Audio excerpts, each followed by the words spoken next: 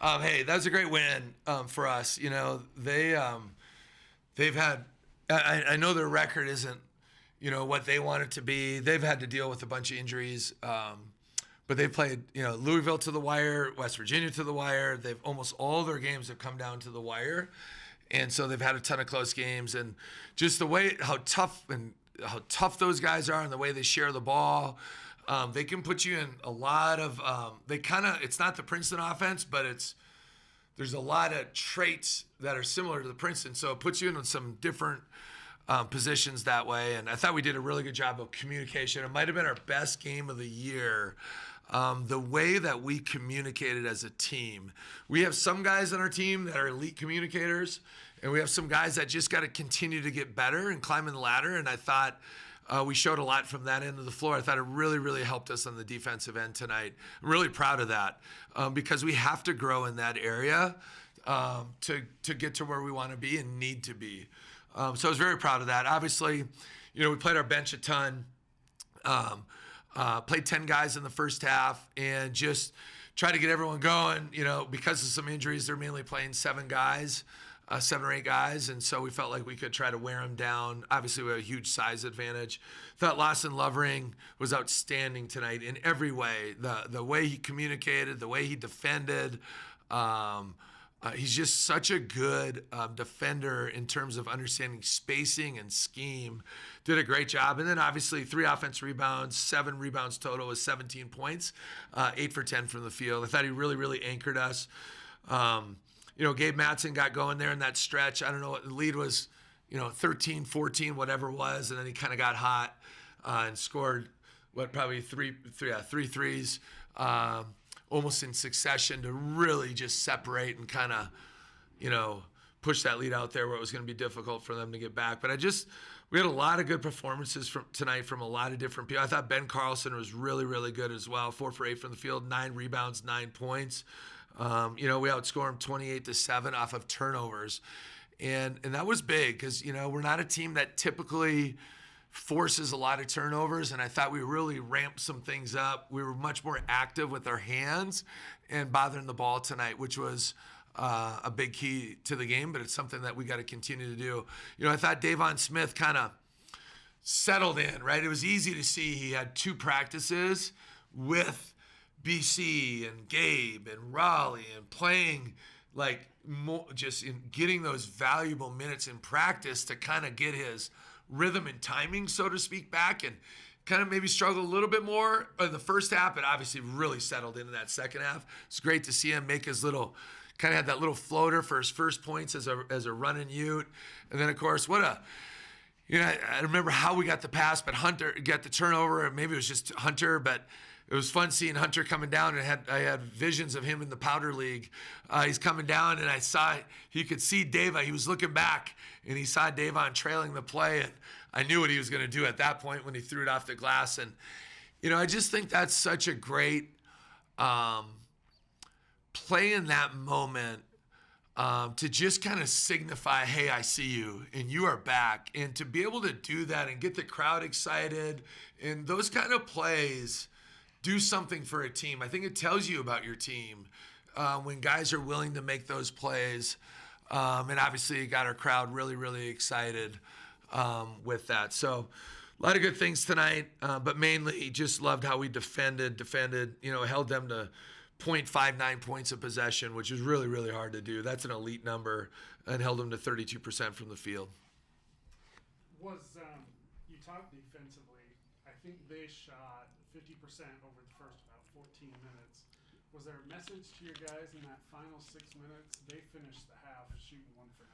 Yeah, we had a great. That's what we said. Going into halftime, that last kind of 6, 7 minutes, I thought we really tightened it up. The way they play, it's just very, very different. It's just a really it's a different style of play, and it's very hard to simulate it in practice. It's very difficult. So, but I will say I give a lot of credit. Jaden Olson had the scout tonight, and I thought yesterday's look that we had in practice was high level, and it gave me a lot of confidence going into tonight. The way we defended them, the scout team in practice yesterday, because our communication was on point, our switches were on point. But you still got to settle into the game. Credit to them. Number 11 came out on fire. Is it Billy Smith? I knew it off the top of my head because Smith. But credit to him. I mean, he had 2 quick layups, and he sticks the 3, and he had 12 at one point in one of the timeouts. I think we were up 24-23, and he had 12 of their points. And so we knew we had to get him contained because he kind of had that look of, like, I'm going to – and then number 12, their center, had 8 at halftime as well. So those 2 guys had 20 of their 26 at halftime, right? We did a good job on all the other guys. So that was big. And then once we just kind of got a feel for their pace and how they play, I just thought we really, really settled in that way and made it difficult. And I just felt like we wore them down, right? We subbed a lot of guys. We were playing a lot of guys, shorter stints, and just stayed fresh that way. You talked a little bit about the turnovers. And I think 16 of those happened after halftime. Was that just a lot of wearing them down? Was it just kind of a mix of that, defensive intensity from your guys? I think it was a little bit of both. Number 5 for them, Suter's a very good player, and he had 7 turnovers tonight. Right, McKinney, number 4, came off at what I would say his best game of the season was his last game against Evansville, forced him in the 5. So, I think it's a combination of wearing them down, but also just our guys being way more active. Like, that's an area we've really focused on here recently, and I would say you got to have active hands, active feet, and then once you can start doing that with the way they play, you can start anticipating better where those passes are going to be more available to pick off, where they might not hurt us on back cuts. Coming into this game tonight, they were number 5 in the country in scoring off back cuts. Number 5 out of 367. I thought we did an unbelievable job on that. I think they got first play of the game, they scored off a back cut layup. And I'm sure they had 1 or 2 more, but I don't remember. They just didn't get many of those opportunities. And that's a credit to just how we defended as a team. Sorry, go ahead. So I kind of noticed you were fussing a little bit periodically throughout the game. How does it feel to know that your team responded the way that they did? Well, we got guys that love to be coached. Most days. No, we do, though. This is a great group to be around. Like, they know, as we have a great coaching staff, and they know we have their best interests at heart, so they can take coaching. Like, we're going to praise them when they do well and make tough guy plays and make the extra pass and those things. But when you play undisciplined or lack that, and they know that they know where the line is. And so credit to our upperclassmen, man. Like, when you can coach your best player, like I mean that last play by BC, he was exhausted. Davon just had the dunk off of the backboard from Hunter, and he tried to do and when you can coach your best player and your worst player, right, you can coach everybody. And so we have a great group. We have an elite group. These guys are such good people, and they want to be coached. They want to be held to the highest standard, knowing that nobody's perfect. Like, we know these guys, we're going to always make mistakes. And I tell our guys all the time, if you never make mistakes, you're not going as hard as you need to go, right? So things happen. So you got to be able to move on to the next. And I'm proud of thanks for bringing that up, because we did get on a few different times tonight, just about some of it maybe a little lackadaisical, or you build a big lead. Like, okay, it's been a while since we've had that kind of a lead, right? Game 1 and 2 we did. But we've been in some dogfights here. Our schedule is ranked the 35th toughest schedule in the country. We've had a very difficult schedule. It's only our 6th home game, right? Which is very rare for a Power 5 school on December, whatever date it is, today. So it was nice to get that kind of lead. And then we had that little stretch where it became a pickup game. And then I loved how we finished. We really tightened it up and played super connected and played discipline. Just overall, how would you assess your team's performance that you've seen through the non-conference? I mean, did you get out of them mostly what you wanted to during? Yeah, so we're 9-2, right? 5 weeks ago we were 3-2. So obviously it's nice to be able to go into league play on a 6-game winning streak and be at 9-2. And like I was saying, it's way too early to be talking about this, but we're in a position to be in a position. We've taken care of a lot of things. We've had some good wins. We've played a lot of different styles of play. That's what I'm really excited about. There's not much that we haven't seen. Now, we haven't seen a team play the way this team plays, And I don't know if we will the rest of the way or not, but I love to be able to play different styles of play because it makes you better in every facet. We've played very big teams. We've played very small teams. We've played incredibly athletic teams. I mean, Houston, it'd be hard to believe that there's a more athletic team in the country than that team, and they're still undefeated for a reason. They're really, really good. St. John's is very athletic, and that was our third game in 4 days. And St. Mary's is so physical and rugged. BYU is ranked 14th in the country, right? We took care of business there. So we've seen a lot of different teams, a lot of different styles of play. Had a great road win at St. Mary's.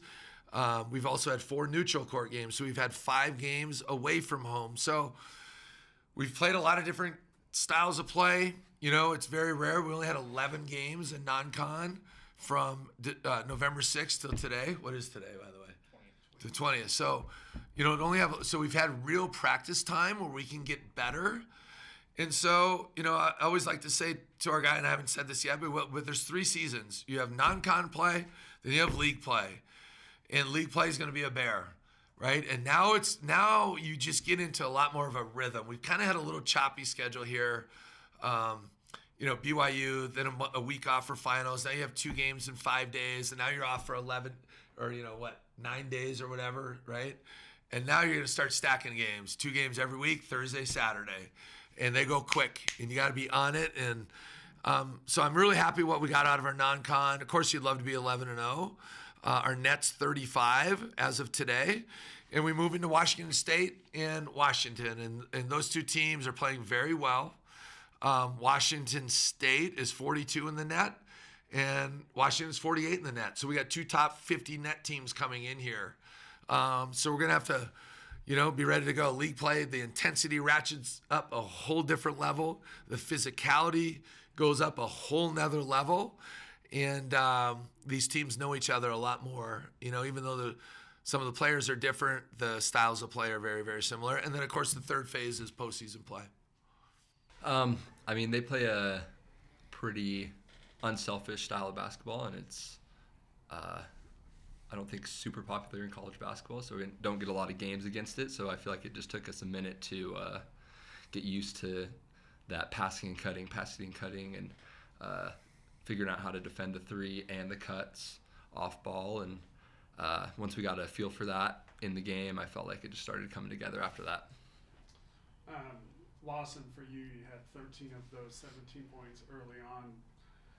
Just how was it to be able to get that confidence kind of going early? And I mean, how much of that was just kind of a mismatch against a team that didn't have as much height? Yeah, obviously it was a little bit of a mismatch. But yeah, it was just getting what they gave me, honestly. I was getting a lot of good moves and a lot of open looks, and I was just taking advantage of them. And luckily they dropped, and that's what happened. Yeah. There's that big play in the second half where you feed Davon for that dunk. Obviously, the second game with him. But what Coach talked a lot about this play. But what can that kind of signify for this team to finally say, "Hey, you got this guy out here"? No, I mean, I loved it. If I was in his position, I'd want him to throw it to me too. And I know he's gonna go up and get it. So, and just kind of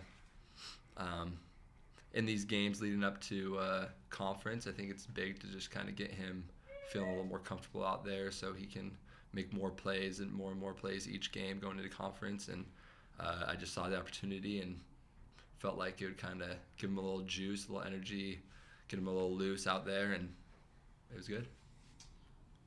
Tonight, you guys had 23 forced 23 turnovers, 16 of those in the second half. How much of that was just the defensive intensity from you guys versus, just forcing mistakes? What was kind of the catalyst behind that? Yeah, I think we just decided, hey, we're just going to be long possessions. We just got to sit down and guard and communicate. I think our communication got a lot better in the second half. And the coach said that after the game, and I think that's what helped us, secure those balls and all those steals and get out of transition. And that's what led to that dunk with Davon, So, it starts from defensive end first.